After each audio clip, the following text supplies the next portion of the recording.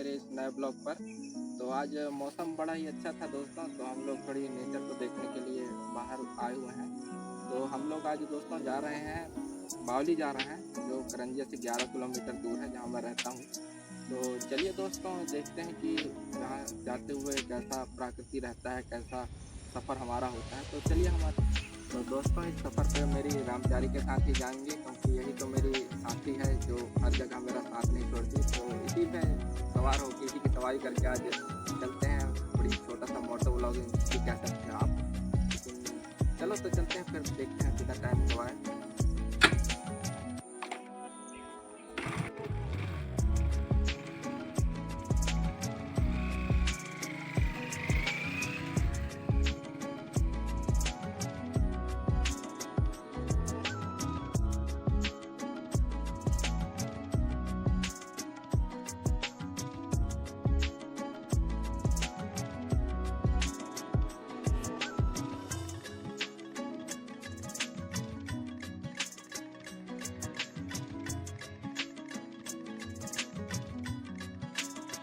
दोस्तों जो पहाड़ हमको यानी कि पहले सफ़र के पहले जो दिखाई दे रहा था, अब हम उसी पहाड़ में यानी कि चढ़ाई हो रही है दोस्तों।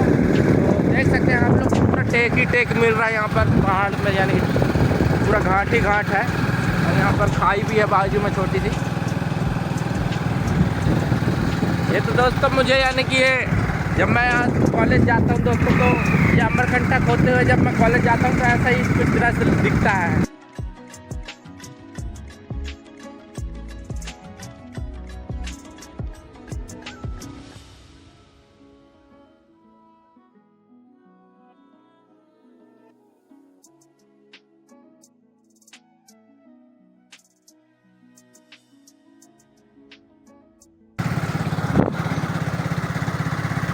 मुझे एक अच्छी बात लगी दोस्तों, यहाँ आजू बाजू जो रोड है उसके रेलिंग बना दिए हैं कि कुछ दुर्घटना हो तो उतना ज़्यादा नुकसान ना हो किसी को।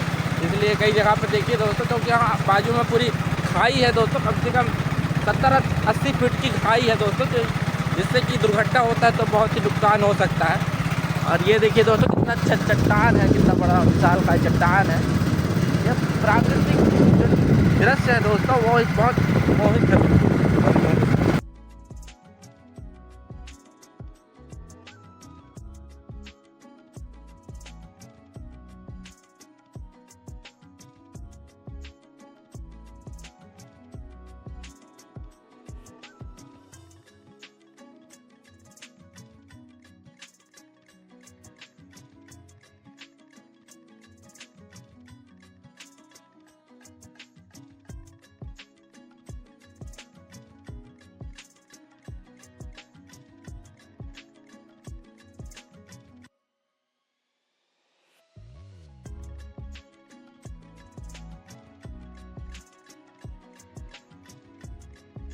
तो दोस्तों अभी हमको रास्ते पर नदी दिखी थी, तो हम लोग गाड़ी को साइड में लगा कर और ये नदी की तरफ जाने वाले हैं। और आपको एक चीज़ दिखा दूँ दोस्तों कि इसमें यहाँ पर हम लोग आए हैं तो यहाँ नो सर्विस दिखा रहा है। यहाँ पर इतने डीप फॉरेस्ट में जाहिर सी बात है कि टावर तो होगा नहीं।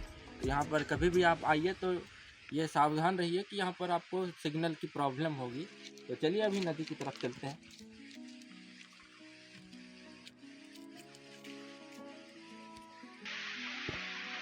दोस्तों आपको नदी की आवाज़ सुनाई दे रही होगी, और यहाँ पर बहुत ही स्लिपरी है, यहाँ पर बहुत काई जम चुकी है, तो आपको संभल के चलना होगा। यानी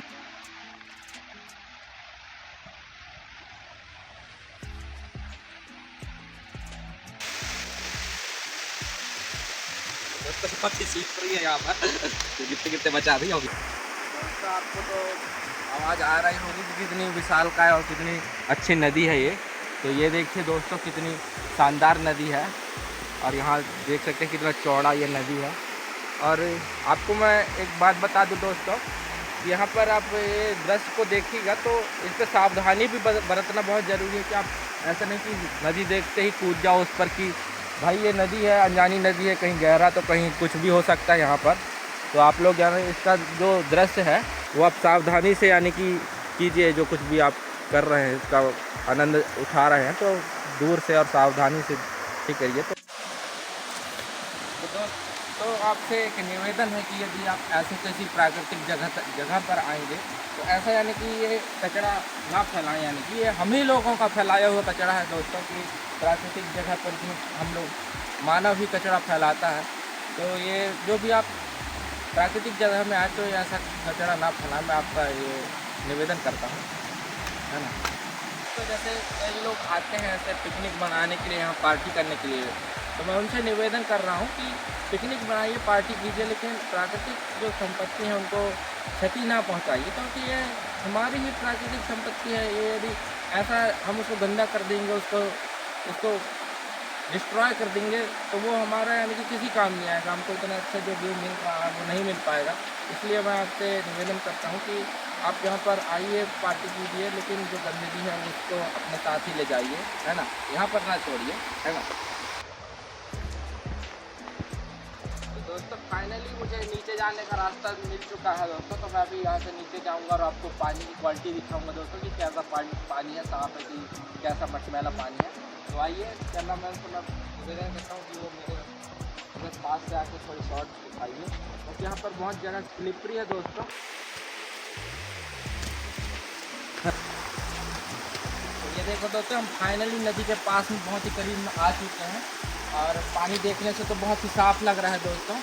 तो देखिए, देखते हैं, थोड़ी हाथ में उठा कर देखता हूँ मैं पानी को कि कैसी क्वालिटी है पानी का, है ना। यहीं से जाता हूँ,